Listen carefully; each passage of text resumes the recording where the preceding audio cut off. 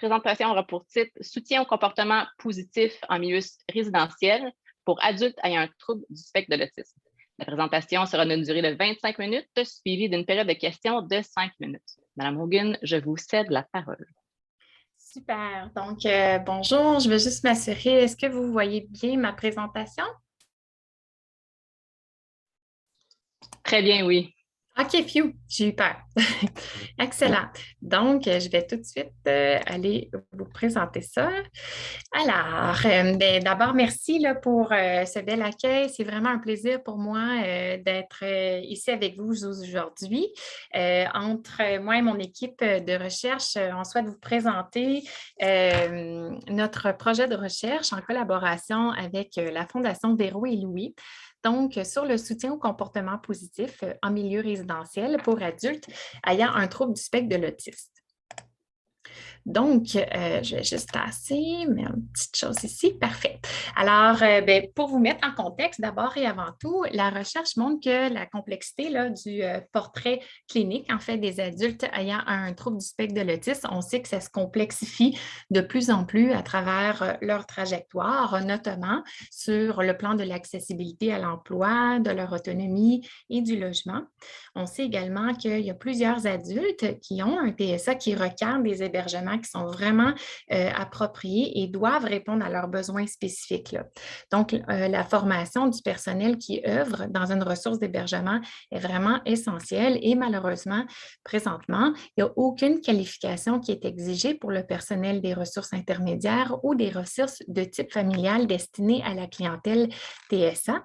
De plus, on sait que le personnel qui est non formé est beaucoup plus susceptible, malheureusement, d'utiliser les pratiques là, qui sont dites restrictives ou punitives. On sait aussi que les organismes des défenses des droits au Québec dénoncent actuellement d'abord et avant tout le manque flagrant là, de place en hébergement, mais aussi la qualité de l'hébergement qui est adapté aux besoins des adultes ayant un TSA. Donc, un peu pour répondre à ce besoin criant, la Fondation Véro et Louis a construit une maison pour adultes ayant un TSA et offre vraiment un milieu de bienveillance, là, de sécurité et hyper stimulant. Et le tout est basé sur le soutien au comportement positif. Je vais pouvoir vous en parler davantage, mais c'est une approche globale d'intervention qui vise vraiment l'amélioration de la qualité de vie d'un individu. Alors, notre projet de recherche, nous, mais d'abord et avant tout, c'est d'adapter et d'implanter un programme de soutien au comportement positif spécifique à un milieu résidentiel adulte à la Fondation. Et puis, nous souhaitons en fait évaluer l'implantation et les effets du programme sur le personnel. Donc, pour vous expliquer un peu sommairement le SCP, donc le soutien, comme je mentionnais auparavant, le SCP, c'est vraiment une approche d'intervention qui vise l'amélioration de la qualité de vie par la diminution des problématiques comportementales d'un individu. Plus particulièrement, le modèle SCP vient créer un environnement qui est très positif, qui est organisé, qui est prévisible, qui vient vraiment promouvoir et augmenter les interactions positives entre les résidents, entre les membres du personnel, les intervenants externes, les familles et toute autre personne de l'entourage et de la communauté. Et par ces faits même, on vient diminuer la probabilité que les résidents émettent des comportements problématiques et on favorise aussi le développement des compétences socio-affectives pour les résidents. Donc, pour vous expliquer un peu sommairement les composantes du modèle SCP-RA et son adaptation, en fait, vous devez savoir que dans notre projet de recherche, nous avons vraiment adapté le modèle SCP pour le milieu résidentiel et nous l'avons co-construit par le biais de rencontres régulières avec un comité d'intervenants du milieu en assurant l'implantation, le déploiement de formations basées sur les meilleures pratiques en autisme auprès de la clientèle adulte et aussi toute l'adaptation des composantes. Donc, très rapidement, je vais vous brosser un peu les composantes pour bien vous l'expliquer, pour vous donner un bon aperçu. Donc, d'abord et avant tout, c'était essentiel pour nous, considérant que c'était une résidence pour personnes ayant un TSA, de former l'ensemble du personnel et je vous dirais pas juste ceux qui travaillent le terrain, là, ça a été en grande partie plusieurs membres même de la Fondation qui ont assisté sur le trouble du spectre de l'autisme et les besoins à l'âge adulte. De là découlait pour nous l'importance de bien donner une formation sur la qualité de vie. Donc, qu'est-ce qu'une bonne qualité de vie et qu'est-ce que l'adaptation ou l'adoption, pardon, d'une approche positive. Donc, la résidence et l'équipe de recherche souhaitaient vraiment identifier les déterminants de la qualité de vie des adultes ayant un TSA, puis comment l'approche positive, en fait, pouvait y contribuer. Dans un troisième temps, une des composantes du SCP, c'est de s'assurer qu'il y a engagement de la part du personnel. Et dans ce cas-ci, ça allait de soi parce que c'est le milieu qui souhaitait vraiment une approche positive et promouvait l'importance des conditions d'implantation vers un milieu qui était axé sur les comportements positifs. Donc, c'était beaucoup plus facilitant pour nous. Pour ce faire, tel que mentionné, nous avons créé un comité qui regroupait plusieurs cadres de travail de personnel, en fait, et en collaboration avec l'équipe de recherche. Et c'est vraiment le comité SCP, vous allez voir, là, je vais pouvoir vous l'expliquer davantage, mais c'est lui qui va veiller à s'assurer, dans le fond, la transmission du SCP à travers la résidence et d'implanter aussi les outils, les adaptations, etc. Nous avons dans le volet SCP, qui est très important, le volet sur l'implication des familles et les proches.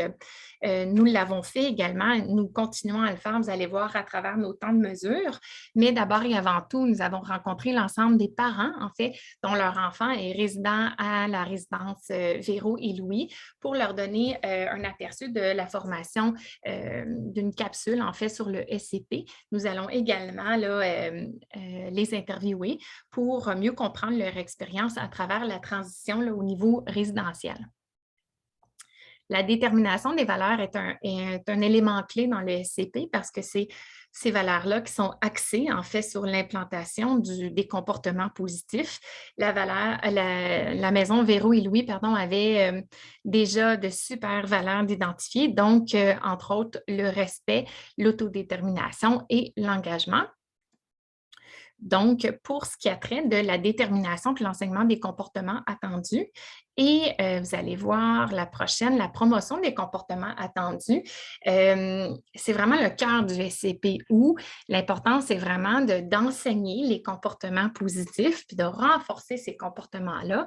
Puis de justement, on espère, tel que mentionné par la structure, l'organisation, puis l'encadrement, le renforcement, on voit une amélioration des comportements positifs et une diminution des comportements problématiques. Donc, très rapidement, c'est quand même assez complexe ce que vous voyez, mais c'est la matrice comportementale à la résidence. Donc, avec le comité, pour chacune des valeurs qui est identifiée par la Fondation et la résidence, nous avons identifié les comportements à enseigner et à adopter dans une résidence pour adultes ayant un TSA. Fait que c'est déjà quand même assez complexe, considérant le profil hétérogène de chacun, et de venir l'enseigner donc pour chacune des aires de vie. Donc, à la résidence Véro et Louis, il y a 12 aires de vie, passant du corridor des escaliers jusqu'à la salle d'activité, le vestiaire, jusqu'à la buanderie, par exemple, où nous avons identifié les comportements. Non seulement nous avons identifié les comportements, mais nous avons fait aussi les plans de leçons. Donc, les plans de leçons, c'est-à-dire les comportements qui étaient identifiés par illustration de support visuel. Et ce que vous voyez à votre gauche, c'est toutes les modalités de support visuel nécessaires pour l'enseignement, en s'assurant, dans le fond, que ça répond à l'ensemble des niveaux de compréhension, en fait, de nos résidents.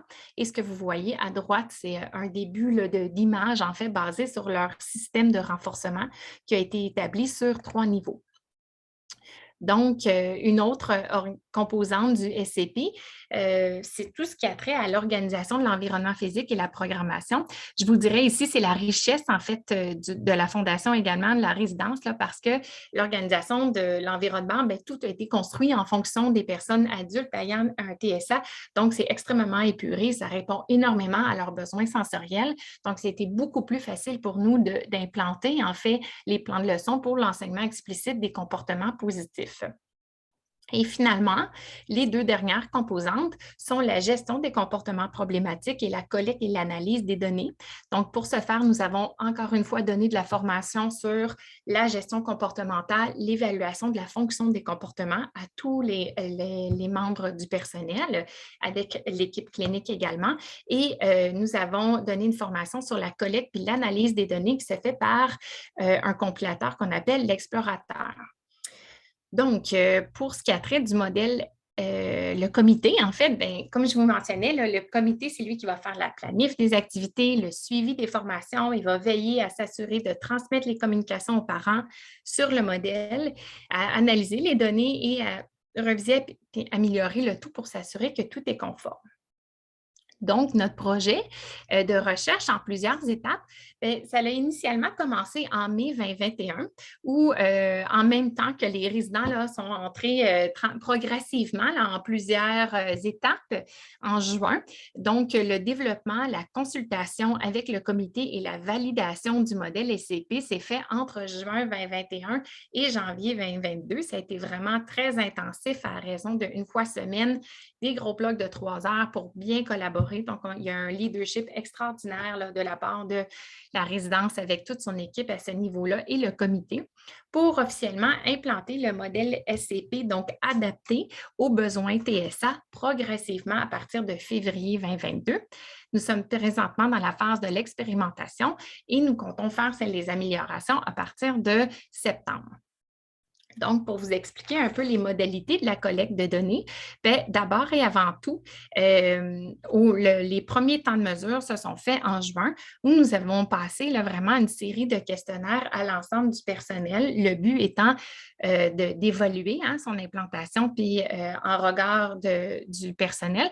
Donc, c'était de connaître le personnel, d'aller chercher nos informations sociodémographiques et de voir, dans le fond, si ce qui est répondu par le personnel en temps 1 pouvait avoir une amélioration par l'implantation du modèle en temps 2 et en temps 3.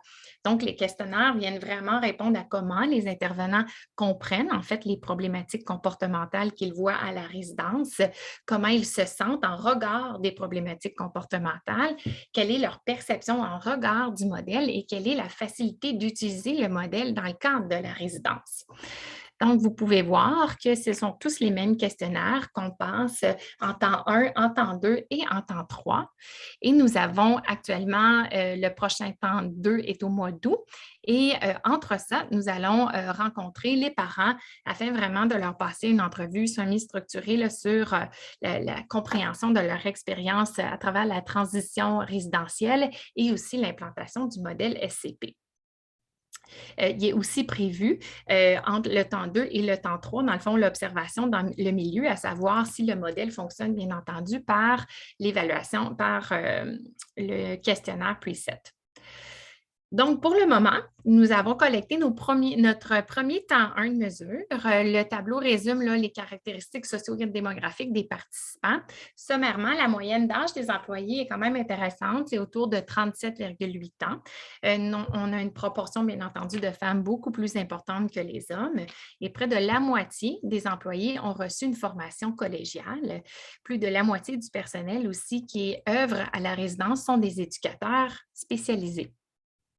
Ce qui est intéressant ici à travers les deux graphiques, c'est que vous voyez le nombre d'expériences des employés dans leur fonction et le nombre d'années d'expérience auprès des personnes ayant un TSA. Donc, plus de la moitié du personnel éducateur spécialisé ont 10 ans d'expérience, ce qui est super parce que lorsqu'on voit l'étendue, en fait, des gens qui ont peu ou pas de formation, de nouveaux éducateurs sur le marché et les plus expérimentés qui vont jusqu'à 26 ans, on sait que les plus vieux sont vraiment des bons mentors pour la relève, tant sur la compréhension, le transfert des connaissances sur le TSA et la compréhension des fonctions comportementales. Dans le deuxième graphique, on voit qu'il est important de savoir que certains ont répondu à partir de leur expérience personnelle. Donc, on a inclus là, leur vécu de parents à travers cette expérience-là. Parmi les questionnaires, nous avons le Treatment Accessibility Rating Form, donc le TARF, qui est vraiment un questionnaire qui vient mesurer la validité sociale, qui comporte environ 20 items, où plus l'intervenant accorde une importance au soutien social du modèle, plus le score est élevé, en fait. Et on voit déjà des résultats à quel point leur compréhension du programme est claire, à quel point ils sont prêts à mettre en place le programme, à quel point ils sont confiants envers l'efficacité et à quel point ça peut bien s'insérer dans une routine. Bien qu'on est au temps 1, nous voyons déjà de super résultats, autant sur l'amélioration sur le plan des comportements de certains résidents que le personnel qui comprend d'abord de mieux en mieux, en fait, les fonctions comportementales et qui comprend le système de renforcement et promouvoit, en fait, les comportements positifs. Donc, ici, avec le modèle actuellement implanté, le comité SCP s'assure que les comportements sont bien enseignés auprès des résidents. Tous les programmes d'enseignement sont inclus dans une planification rigoureuse à chaque semaine, incluant le système de renforcement qui est donné, qui est à 3 niveaux. Et finalement, on note l'équipe sur les comportements problématiques dans le système explorateur. Donc, les indicateurs de mise en œuvre sont vraiment évalués mensuellement par l'équipe de recherche à l'aide d'un ordre du jour vraiment bien détaillé qui est basé sur les 10 composantes essentielles du modèle SCP. Ces informations-là seront utilisées pour documenter là, si justement chacune des étapes à la mise en œuvre a été complète. Et puis, à la fin de la mise en œuvre du programme, la chercheure principale procédera à l'administration, comme je mentionnais, du PRECEP qui permet là, de voir si après 1 an d'implantation, l'implantation du programme est basée sur les principes, en fait, du SCP, puisque ça fonctionne bien. Finalement, pour ce qui a trait de l'efficacité du programme, nous nous attendons à ce que les intervenants augmentent leurs connaissances en lien avec les comportements problématiques et les interventions en lien avec le SCP. J'ai bien hâte d'en faire une publication parce que, petit scoop, on voit déjà des effets positifs. Et finalement, les connaissances des intervenants à la fin du programme vont être mesurées, là, comme je mentionnais, à partir du preset. Finalement, pour les forces et les limites de ce beau projet, d'abord et avant tout, l'aspect novateur, la collaboration, le leadership extraordinaire avec la maison Véro et Louis, donc l'équipe de recherche en partenariat avec une équipe clinique, la co-construction du modèle, ça a toute une richesse. L'implication positive du comité SCP. Nous avons eu également le soutien de la part de Boscoville pour les étapes de l'implantation du SCP. Nous voyons déjà l'amélioration de la qualité de vie de certains résidents et puis une grande implication du personnel. Finalement, dans ces limites, comme plein d'autres projets de recherche, l'implantation lors de la pandémie, pas facile au niveau du roulement du personnel, au niveau, c'est un nouveau milieu qui est en construction, donc les résidents progressivement arrivaient pendant qu'on implantait la programmation, pendant qu'on co-construisait avec le comité ce modèle, fait qu'il y avait plusieurs enjeux à régler en même temps, plusieurs roulements de personnel, plusieurs gens malades, et finalement, l'arrivée progressive des résidents, c'était pas toujours facile à bien comprendre comment s'ajuster en fonction de tout ça. Et pour conclure, les prochaines étapes, nous sommes, comme mentionné, dans le temps 1. Donc, on a fait notre temps 1, on s'en va vers le temps 2 et temps 3. Donc, c'est la poursuite des rencontres avec le comité SCP, la poursuite de la collecte de données. Et puis, nous souhaitons vraiment assurer là, la pérennité du modèle SCP à la maison Véro et Louis.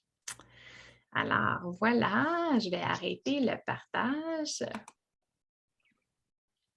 Merci, Mme Hogan. L'identification des valeurs de votre milieu résidentiel véhiculée dans chacune des aires communes grâce à un enseignement explicite, c'est vraiment une richesse de votre modèle. C'est très intéressant de voir ça. On a bien hâte de connaître les résultats à long terme. Absolument. Vous reviendrez. Oui, c'est ça, ça va nous faire plaisir. Donc, on a maintenant le temps de poser des questions à Mme Hogan. Vous pouvez employer le menu Discuter et puis une membre de notre équipe se fera le plaisir de lire votre question à la présentatrice. Merci. Oui, alors une première question. Comment l'approche du modèle soutien au comportement positif est-elle compatible avec les comportements autodéterminés des résidents? Ah, wow! Tellement une belle question, merci. Bien, d'abord et avant tout, l'autodétermination, c'est à travers le choix des résidents, bien, parmi, là.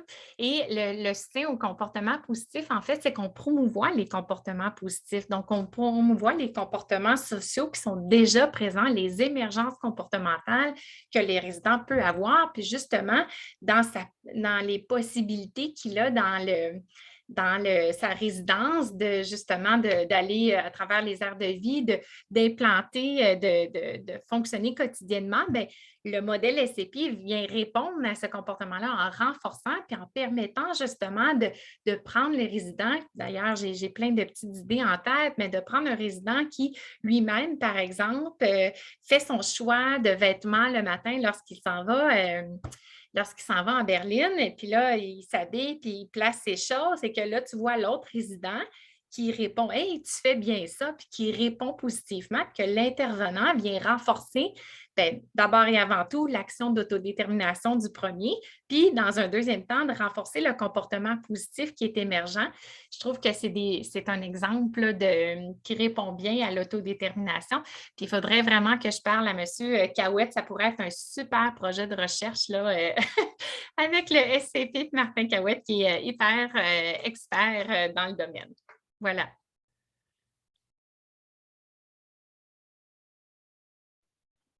Oui, vous avez mentionné qu'il y avait déjà des effets positifs. Est-ce que vous pouvez nous en nommer quelques-uns? Oui, très bien. Je vais vous donner des exemples concrets, en fait. Il y avait un des résidents qui a vraiment une dynamique comportementale de gambader, en fait, de descendre rapidement les escaliers. Puis à la résidence, il faut faire attention parce qu'on est plusieurs à travailler dans la résidence, plusieurs résidents qui montent puis qui descendent. Alors, au début, ce comportement-là était problématique parce qu'il déroulait super vite, puis les 4 derniers escaliers, il sautait. Mais quand tu fais 6 pieds, ça peut être impressionnant. Donc, rapidement, lorsqu'on a commencé à implanter, en fait, les affiches pour nommer les comportements, le résident est allé lui-même vers l'affiche et pointait les pictos associés. Puis on disait, oui, c'est quand on descend les escaliers, on y va doucement, on y va en marchant. Et à un moment donné, ce résident-là, bien, il est venu pour descendre les escaliers puis de sauter, puis il a dit, faire pareil. Il a pointé l'affiche et il s'est mis à descendre. Donc, on a pu utiliser ça puis renforcer. Et je vous dirais que déjà là, il y a eu une amélioration à ce niveau-là. Dans la cafétéria, un résident qui se lève spontanément, qui prend sa vaisselle et qui le dessert, puis qu'il voit par le système de renfort qu'on vient renforcer non seulement de dire « Wow, bravo, j'adore comment tu as défait la table et tu l'as amené vers le lave-vaisselle, c'est tellement fin, merci », qu'on renforce ça puis que l'autre résident voit et fait pareil en imitation comportementale positive. C'est des exemples, en fait, vraiment de base qu'on a pu voir. Puis sur le personnel, on voit déjà, en fait, qu'à travers le comité, les gens nous le disent, au début, j'avais la misère à croire c'était quoi la fonction comportementale, mais lorsqu'il crie, quand il veut une deuxième assiette, je pense que si je lui donne tout de suite, je n'utilise pas son système de communication, mais c'est comme si je renforce le criage. Fait que déjà, on voit le personnel dire « Wow, OK, il est déjà dans l'évaluation du comportement ». Puis de savoir qu'on a peur de renforcer, on a peur de dire si je renforce, bien, ça va faire en sorte que l'autre personne, elle va toujours avoir un renforcement. Mais dans la vie, c'est basé sur un système de renfort. Donc, plus on renforce positivement, plus c'est varié, plus il y a de chances de voir apparaître les comportements positifs. Et on a vu à cet égard-là là, une belle amélioration. Merci.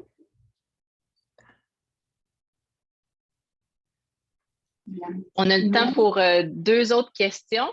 On vous invite à poser votre question dans le menu « Discuter ». Et puis, Suzy prendra votre question et la lira à Mme Hogan si possible. Est-ce qu'il y en a d'autres? On a le temps. Mme Hogan nous a donné beaucoup de temps de questions, fait que c'est génial, c'est vraiment apprécié. Parle vite en plus pendant les... Madame Blanchette, qui a la main levée, je ne sais pas si c'est pour une question qu'elle pourrait me soumettre ou c'est... Oui, mais je veux juste savoir dans quelle région. Dans quelle région que c'est, ça? La résidence, c'est à Varennes. Si vous allez sur le site de la Fondation, vous allez pouvoir avoir des super vidéos sur la résidence. Ça pourrait vous donner là, une perspective un peu de l'organisation, l'environnement physique aussi, les composantes du milieu. Et dans le plus récent vidéo sur la résidence, vous voyez également un peu là, des affiches du SCP qui est un peu partout là, dans la résidence. Merci. Merci. Gênez-vous pas, si jamais il y a quoi que ce soit, vous avez d'autres questions, vous avez mon courriel, ça va me faire plaisir d'y répondre en collaboration avec mon équipe. Super. Donc, je répète, posez votre question dans le fil de discussion. On préfère ne pas avoir des tours de parole verbal, mais plutôt par notre collègue Suzy. Une dernière question et puis on va enchaîner avec la prochaine présentation. J'ai mis dans le fil de discussion le site Internet en question. Merci, c'est super. Parfait. Donc là, je voyais qu'il y avait une dame qui avait la main levée. Je n'ai pas eu sa question à travers le fil de discussion. Donc, je pense que... Oui, Madame Martin, est-ce que vous vouliez passer votre question à travers le fil de discussion? Madame Martin est chercheure également pour le projet de recherche. Parfait, désolée. Donc, c'est bon. OK. Parfait, oui. Donc, elle nomme dans le fil de discussion que Mme Martin nomme que le modèle a permis au personnel de se doter d'un vocabulaire commun. Oui, donc si on parle tout le même langage, oui. Il y a vraiment une amélioration. Oui, merci Valérie. Excellent. Donc, merci à vous pour votre belle présentation. Merci. Donc,